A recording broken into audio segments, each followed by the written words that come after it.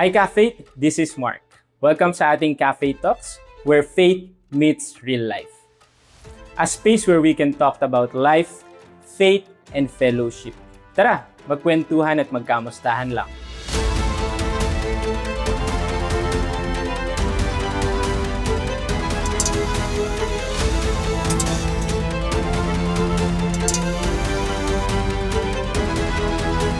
Welcome sa ating episode 2 with the theme, Fruit of the Spirit in Our Daily Life. And I'm excited to be sharing this space with my co-leaders, two of the most excellent servant leaders I know. O kung sa akin lang, mas gusto ko silang tawaging mga lingkod bayan. Not just here in our country, but outside the Philippines as well. Here with us today, Kuya Melvin and Ate Yuns Trinidad. Palakpakan po natin. Welcome po sa ating Cafe Talks. Yan. Kumusta po tayo? Pwede po, bati muna po tayo sa ating mga cafe. Hello mga cafe. At I decided na makapag-share ng aking ideas sa inyo this day. Hello mga ka-faith, ako si Eunice as mentioned, and actually hindi ko lang ako for a vacation, and I'm really excited na nagkaroon ng opportunity to have this with you, and I'm really looking forward. And we're thankful po Ate Yun sa yes nyo po dito. Kwentuhan nyo po kami. We've entered yung mid-year ng 2026, almost 6 months past. Kamusta po yung 6 months na yon? Ano po yung mga Thanksgiving natin? What are we grateful for po sa 6 months na yon? Pwede po ba nating i-share? Ano po Thanksgiving natin? Siguro ako unang-una, this year was really a roller coaster for me. Talagang it started strong kasi syempre para din sa kaalaman ng mga viewers natin at mga members natin, I've been assigned in Iran, Philippine Embassy as an attaché. So talagang last year was the first time na na-experience ko yung actual war, not just on TV, but talagang you hear it on your daily life. And I wanted this year talaga to be more of, talaga patotoo na, Lord, I want to be more prepared. I want to be stronger. Parang naglolokohan nga kami ng friends ko, sabi, Lord, make me your strongest soldier. Pero hindi ganito kaliteral. Pero when this year started, talagang it was a roller coaster ride kasi I came in this year na may mindset na it's not yet over. Nagsisimula pa lang siguro yung gulo but Lord, use me. Gamitin mo ako.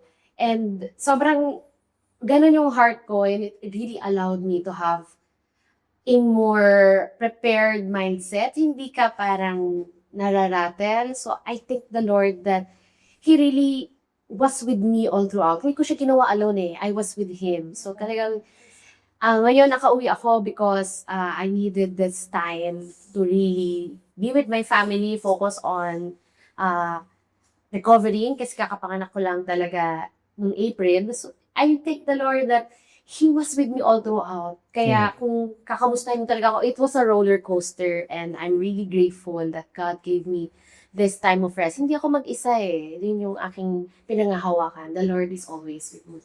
Amen. Good thing you've mentioned po about the war kasi sa amin, mga nanonood, grabe na yung namin, no? Every night, may bomba, may tutunog. Kayo po, first hand na experience nyo. Kamusta po yun as Christian din na nag-work there? Actually, last year, kasi hindi naman ako pumunta doon na, Lord, baka magkabomba. I wasn't really thinking of it. I did not have enough time to process it last year. Pero because of how I experienced it last year, so Lord, this year, gusto ko ipakita, kano ba yung anak ng Diyos na napuput into test? Siya ba yung unang nagbe-breakdown? Siya ba yung unang nararatel? Siya ba yung umiiyak? Siya ba yung lost? Kasi parang last year, I was more confused and I was more alam niyo yung mindset ko, Lord, bakit? Sabi ko, bakit? Parang ang iniisip ko nga, bakit nangyari sa time ko? Pwede naman na patapusin mo muna yung term ko dito. Parang ang dami ko, kasi Lord, may maliit akong anak. Sabi ko ganyan, babae ako, may mga kasama rin akong babae. Sabi ko, I don't know how to really face it. Pero this year, parang nag-reflect talaga kasi ako. And sabi ko, Lord, gusto ko makita sa akin ng mga tao na ito yung anak ng Diyos, kalmado. Kasi God is in control. Amen. Kalmado and alam ang gagawin. Inuuna ang panalangin. Inuuna ang paglapit sa Diyos at pagtawag sa Kanya. So, hindi madali. Kasi literal na naririnig ko bawat sa pagising at sa pagtulog na magulo. And this year actually mas iba. Because February naging kumbaga local yung gulo. And talaga naging parang lockdown yung nangyari sa amin, sa family. Kasi naririnig namin yung mga protests, the riots. And it really tested my faith a lot. So, for me, talagang nilalapit ko sa Lord lahat ng paggising at pagtulog. Lord, blessing na sa akin yung makita ko yung araw, the following day. Kasi alam ko, Lord, hindi mo pababayaan yung mga anak mo, di ba? Hindi mo ka pinadala dito para pabayaan lang. You are with me. Amen. Thank you, Ate Yun, sa pag-share po niyan. Mamaya, mas pagkukwentuhan pa natin yung tungkol dyan at sa experience niyo po. And speaking of araw, yung blessing na makita natin, Professor Melvin, Hello. gaano ka-blessing for the past 6 months? Well, indeed, it is a blessing. No, actually, for me, this year is the year of answered prayers. Actually, it's just not this year. Last year din. Kasi talagang binigay ng Lord yung patagal ko nung pinag-pray. And tinupad niya yun for the past 2 years. So, hindi pa siya tapos. So, first thing, mga pangkin ko nandito sa church. Kasama ko na silang mag-serve. So, that's one. And another thing, yung aking mama, si mama, at may extra pa, yung asawa ng kuya ko, no? So, nabaptize na sila during the FFC camp. The first time na pumasok ako sa church, that was my motivation. That was my goal. Lord, I will serve you. Dalhin mo sila dito. Gamitin niyo po ako para madala sila sa church, makapaglingkod sila sa inyo, higit sila makilala kaniya. That's what happened. No, this year, and alam po nakikita naman yung ninyo, no? So, para kalahati yata ng population dito ay Evalie family. So, lalo pag May December. sumasayaw na Evalie, may kumakantang Evalie. Ay, mga itong Evalie, may sumasayaw na Evalie ngayon, meron ng dagdag na Evalie. That's another thing, no? Kinasal din ako last February this year. And Congrats po. yan. So, answered prayer again. Hindi ako accept ng schedule. It's purely trust and faith sa Lord. Hindi ko naman sinabi sa Lord na, Lord, 2026, magpapakasal ako, ha? No, that was not the, But the Lord was faithful. O, the Lord is faithful. No? Talagang, akala ko, mag-aantay ulit ako ng 7 years. Actually, ko siyang sinantay. Binilang ko 7 years ko siyang hinantay. But I don't have that, deadline.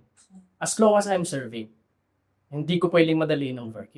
Perfect yung time na sinad niya para sa akin. And yes, it is perfect. Dahil sinagot na niya yung mga prayers na yun. And may bonus pa, no? Kakabibi na ako. Kinasal ako on February and ito, kakabibi ako. So, it's another prayer. Again. Amen. So, panibagong journey. Yun yung isa sa mga in-explore ko ngayon.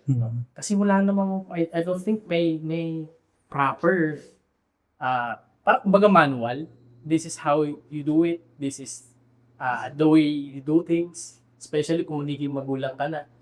Baga, hindi nangangapa. Yes. But, I know, magdalaw pa ba ako sa lente? Pinatunayan nila sa akin through my daily and through my family. Yan. The same God who was with you. Yes. Pinagpipray mo pa lang. It's And the same God. Yes, and that's why I'm very confident. Pangiti-ngiti ako dito. Kasi I know that God will not leave me sa mga challenges na to. Even this journey. And even this new journey na haharapin namin yung pamilya. I know that God is with us. Amen. At nung naririnig ko po sa naging kamustahan natin, yung seasons in life, si Ate Yuns, na may family na rin, tapos ikaw po ang nasa season na nung papunta sa family. Ako naman po for the past 6 months, yung season ko ngayon is into mission. of blessing siya sa akin. Very fresh lang, no? Nakakatapos ng Palawan mission natin. Tapos, ang daming natutunan. At yung na-share nyo nga po doon about yung answered prayers. Na even if sa ngayon, unanswered siya, at least nandun si God, siya pa rin yung parehong Diyos na pinagpipray natin. Kasi may mga stories doon about how they survive life, especially yung mga tribes na nandun. Naka-3 tribe po kaming visit. And then, yun, kita namin kung gaano kabuti yung Diyos sa buhay nila. Dito sa community na to, dati nag-start sila sa kubo, tapos hanggang sa meron na ring church. Anong sa tingin mo, work something na parang in terms of spiritual or faith, sa tingin mo meron ba sa kanila like may special, something special or nilakas ang karaya? Compared sa mga nasa atin, mga nalilito sa atin. Alam mo kuya, yung ano talaga, yung kindness. It will go a long way. Yung kindness kasi, sabi nga nung pastor na pioneer nila doon, bakit ka pa pumupunta dyan? Ang layo-layo niya, ang liblib-liblib na yan. Binibigyan mo pa rin ng tulong, pinagpipray mo pa rin. Why do you still show kindness kahit na walang nakatingin o walang nakakita? Tapos ang sagot niya lang, kung walang pupunta dun sa mga tribes na yun, yung mga walang makaka-reach out dun sa mga liblib na communities na yun, sino? So hindi nila maririnig yung good news of salvation. Tapos, now, nakikita natin yung fruits, yung labors nila na maraming Christian communities na din, nagtutuloy, tapos marami na rin silang partners. And sa atin, partners na rin natin sila in sharing the gospel sa region ng Palawan, sa community ron. So, yun, ang gandang po nun, start, di ba? So, nakita ko po sa sharing natin, ang kamustahan natin, hindi lang dito sa Pilipinas, pero outside the Philippines, at least we are doing our part, yung Great Commission. Nakikita ko dito parang kasi calling Apo. Pero we all have our own calling. You met someone na siguro itong taon no siya yung tinawag ng Diyos para sa kanyang family. Itong taon ko tinawag yan for the tribal community. Iba-iba yung calling natin and ang galing that the Lord uses us talaga to respond to it. And ito yun, nakaka-inspire marinig. Amen. Opo. Ang ganda tignan na in any form. Yeah. No? Like, parang hindi lahat, same note. Iba-iba ng way, iba-iba ng but same outcome. To glorify God. Sama, no? And galing lang. Praise God. Great Commission ni Kama. Opo. So, yung kindness, yung fruit of the Spirit, ng kindness, goodness, faithfulness, gentleness, and self-control, karoon po tayo ng konting activity lang. Pili po kayo doon ng isa sa fruit of the Spirit, tapos ano yung pwede nyong i-share. Na grateful ako, buti na lang in this specific situation, meron akong fruit of the Spirit ng, example, gentleness, kasi na-apply ko siya dahil sa ganitong line of work na meron ako. So yun po, start po natin sa ganun, tapos share nyo po yung personal experience. Kayo po bahala if personal, ministry, or sa trabaho po na inyong kinabibilangan. So mag-start po tayo. Kanina kay Ate Yuns tayo nag-start, kay Kuya Melvin naman. So, siguro parami but for me, it's faithfulness. Faithfulness. For me, it is a foundation Nung wala pa ako sa church, hindi ko naman, wala akong idea about faith. So, baka wala naman question mark yung faith. Wala. But still, hindi naman nag-start yung faithfulness ng Lord nung nalaman ko na may Lord. So, the moment na pinanganak ako, naging faithful na ang Lord sa akin, hindi din my family. No? And that's, yun yung kaya rin yung napili ko. Kasi, looking back doon sa mga experiences sa family, sa career, sa kung my own personal, conclusion doon, faithfulness no Lord. It's not about me. I can achieve many things, but if God is not faithful, walang mangyayari. And so, ako sa sarili ko, I have to do that. Like, I have to serve God. Kasi alam ko na faithful siya even before na hindi pa ako serve or kahit. Kumbaga, wala pa ako sa nung to I know God is faithful. Hindi pa siya nagkaka. It's the same God. And so, yun yung lagi kong encouragement sa sarili ko. Bakit kailangan kong maging faithful sa Lord? Kasi faithful ang Lord, not just for me, but for everyone around me. Lalo na sa mga sa buhay. And so, what's the reason bakit di mo maging faithful sa Lord? Provided na may mga challenges, yes. But, that's the point of faithfulness. Di ba? You're challenged, but still you're faithful. So, I'm faithful to God because He is faithful din sa amin. And in-expect yung faithfulness ka sa mga nakapaligid sa amin. That's it. Kaya nga dun sa mga maliliit na bagay, faithful ka po dun no? Yeah. Kaya yun yung respond natin. Yung respond mo dun sa situation na yan. Si Ate Yons naman po. Siguro, ang nasa isip ko agad nung nabanggit mo yan kanina, was yung goodness naman. For me, iniisip ko talaga malalim eh. Kaya medyo natahimik ako. Sabi ko, goodness. So, totoo lang, in my line of work, yun naman ang gusto ko ikwento talaga. Kailangan ng maraming patience and good acts na ipakita sa mga tao because yung hindi ko nabanggit earlier, ang trabaho ko talaga is to assist the nationals in Iran. And sa totoo lang, ang daming pagkakataon na natetest ako to really go beyond my duty. Kumbaga, eto lang ang trabaho ko, but I go beyond it. And then, sasabihin ng mga tao or actually pati yung mga boss ko sasabihin, wala ka namang makukuha medal dyan. Or minsan hindi ka mapapansin. Kasi, kumbaga, hindi pansin yung country kasi hindi heavy ang Iran for OFWs. Ang napapansin yung mga maraming Pilipino. Ang liit na community lang yan. Kumbaga, 1/8, 1/4 lang yan ng buong mundo. Bakit todo ka mag-exert ng kabibuhan? Parang bibo nga daw. And, binabalik ako, teka lang, hindi ko kasi ito ginagawa for my own recognition. Hindi ko to ginagawa dahil gusto kong sabitan niyo ako ng award. Mababaw yun eh. Ginagawa ko to kasi mahal ko ang Panginoon. And binabalikan ko lahat ng mga taong natulungan ko. Hindi ko binibilang eh. Kasi Lord, hindi ako yun. Ikaw yun. Ginamit mo lang ako. And alam ko, through those people, hindi ko na alam kung nasan sila and on. But I know that God used me. Kasi gusto ng Lord na maintindihan ng mga tao na mabuti ang Diyos.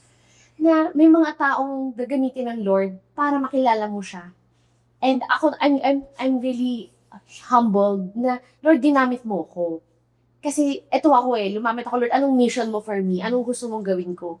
Alam niyo sa mga bawat taong nakikilala ko, yung iba doon mga traffic persons, yung iba doon mga matagal lang din sasago, iba doon overstaying, iba doon, alam niyo yung kumapit na lang sila sa mga kakilala nila, sa mga nirefer sa Facebook. Kasi kailangan desperate sila to get out of their situation. Tapos lalakad sa pintuan ng embassy, kukup-kupin mo.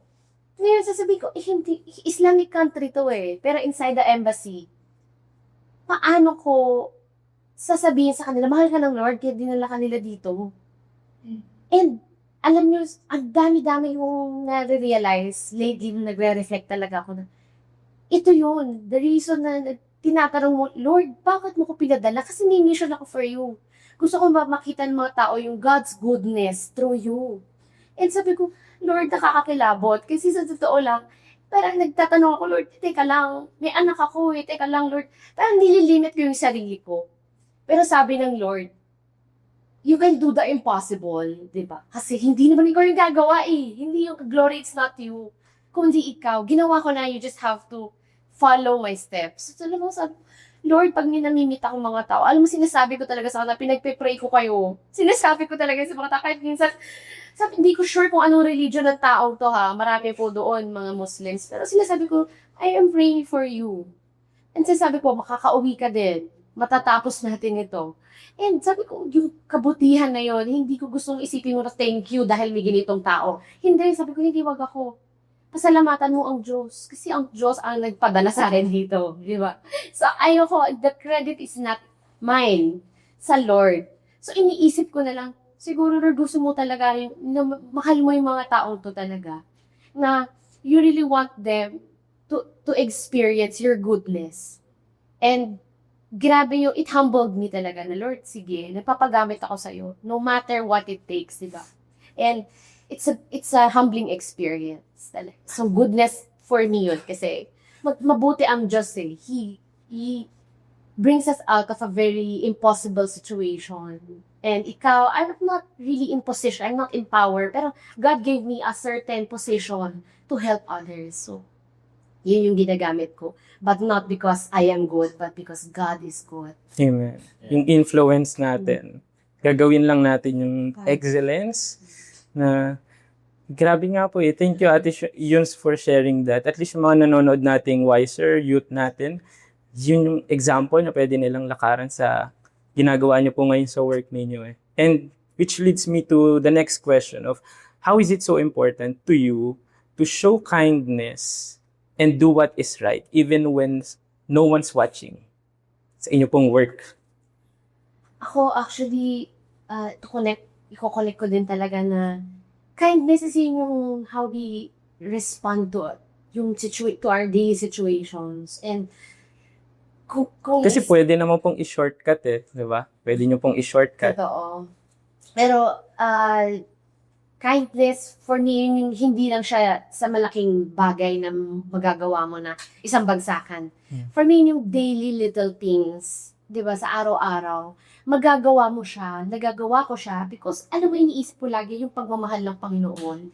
I can show this love sa mga taong hindi ko kilala, sa mga tao ngayon ko lang nakita because He first loved me.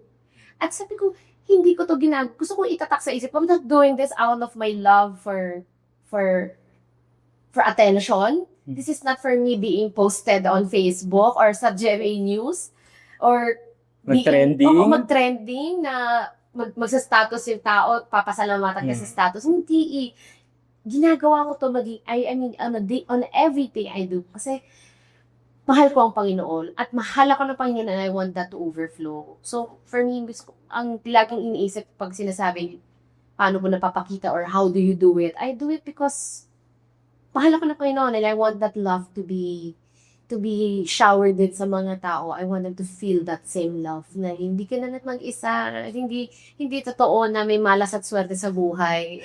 You just have to come to the Lord. We want to reflect yung love of God sa buhay natin. Even dun sa trabaho na pinagkatiwala niya sa atin. So kay Prof. Melvin naman po, how is it so important to show kindness and do what is right even when no one's watching? Of course, it is important kasi kindness is, kumbaga, ganun nga si Lord sa akin. Dapat ganun din ako sa connect sa iba. But, I'll give an actual example, no, how I show that kindness, no. Alam mo, even nung ako'y nasa college pa, mahilig ako sa like, hindi ako yung tao na mahilig sa attention, gano'n. Mahilig ako makipagkaibigan sa mga tahimik. Alam mo, inis ka sa classroom, may mga may mga, medyo may cool, may sikat. Nung panahon ko, ewan ko lang ngayon kung meron pa yun. But the point is, mas gusto kong kaibigan yung mga tahimik, namubuli. Yan, nabubuli. Mahilig akong mangialam sa mga nabubuli. So, nung high school, especially, pag may mga students kasi na PWD, gano'n. Usually, sila yung tampulan ng tukso eh. Lagi sila yung inaasar nung time namin. And so, meron akong ganong na parang ako yung masasaktan pag nakahalig ako ng gano'n. So, and ako pa ang nangyayari. Ako yung nilalabitan ko, nakausap, kinakaibigan. Then, actually, my best man was, my high school friend until now. Kaya nga siya naging best man ko. Kasi, medyo binubuli yun. Binubuli siya nung high school. No? So, yun yung naging Kumbaga, yun yung, kung babalikan ko yung experience ko, that's how I do that kind of kindness. No? And, good thing, kasi, tingnan mo, naging long time friend ko talaga. Like, in any situation, 10 years, 15 years kami hindi magkita. Pag Pag nakita naman kami nun ngayon, talaga namang akala ko, ano ba kami, elementary, no? Parang, high school, no? Parang walang nangyari. Anyway, but that's how I do that kind of stuff. Even in my profession as a teacher, hindi naman kasi lahat ng student ay active. Walang ganun, no? And hindi ako tumitingin dun sa mga magagaling. Actually, I have this, I don't know if this is a principle, but ako yung teacher na hindi tumatanggap ng maling sagot. Yan, kumbaga, walang maling sagot sa akin. Even if that's, or whatever kind of answer na binigay mo sa akin, and maybe it's technical or it's general, for me, it's your idea. So, yung part na hindi mo siya sinabihang mali based on his own opinion, that's already kindness, right? Alam ka naman mali. Siyempre, masasaktan yung bata and na-experience ko yun. Isa yun sa pinirealize sa akin ng Lord. Show kindness. Especially sa profession mo. Kasi, siguro another experience. There was a time, no? Nung pumasok ako sa school ko, for the first, second year ko to, ang higpit ko eh. Kasi yun yung makikita ko sa mga teachers ko dati. Di ba? Parang, yung teacher ko nung high school, tsaka Tayo yata na ito. Parang stricto nung time ko. Siguro, siguro kailangan uling ganito. Kasi yun yung nakita ko eh. Yun yung namulatan ko, kumbaga. Pero, nung nangyari sa akin yung isang specific na area na parang hindi ko napakita yung kindness. So, sobrang higpit ko. Meron parang pinitadaan mata. Hindi lang financial struggle, meron pang emotional stress and then ang pinaka sa akin din yung kinausap kong magulang na meron nga talaga siyang ganito pinagdadaanan. And ang worst part doon, pati yung mama niya nagkaroon din ng stress. Nasa stress yung mama niya sa stress ng anak niya. And parang nangyari, mas lumala pa yung status ng nanay kaysa dun sa bata. And alam mo yun, parang nag-guilty ako sa part na baka nagkaroon ako ng pambod dun. Like, parang baka nagkaroon ako ng papel dun. Kasi ginawa ng bata is iniput niya yung sarili niya. Still, ang pulat ko, ang tigas ko. Hanggang sa, nung malaman ko yun, ayun, talagang dun na nag-start na siguro binirelease ako ng word, hindi lahat ng bata. Sa dami ng bata sa isang classroom, hindi pare-pares ng story yan. Hindi lahat yan okay. And so I have to show that kindness all the time. And yun yung lagi kong baon sa profession ko. Kindness. Yan. Tama. Kaya nga, our job is to facilitate lang. Kung tama o mali yung sagot ng bata, yun eh. Yung job natin is facilitate, i-mold lang natin. Tapos, napaka-importante, you've mentioned po yung gentleness, which one of the fruit of the Spirit, yung gentleness. Baka pwede natin pakita sa podcast natin, yung naging theme ng classroom namin. Ang handle ko po kasi is levels 3 to 5. Tapos, sinadjust ko kay ate dyan na nature theme yung classroom. Pero yung puno, fruit of the Spirit.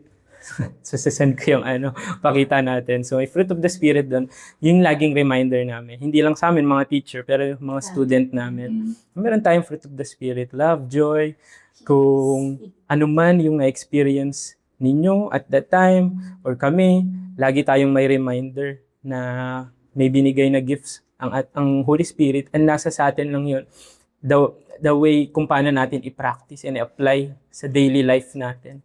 So, kaya, dun tayo sa next na tanong natin, what helps you remain faithful and practice gentleness in the way you treat and speak to others, especially when you're spiritually tired?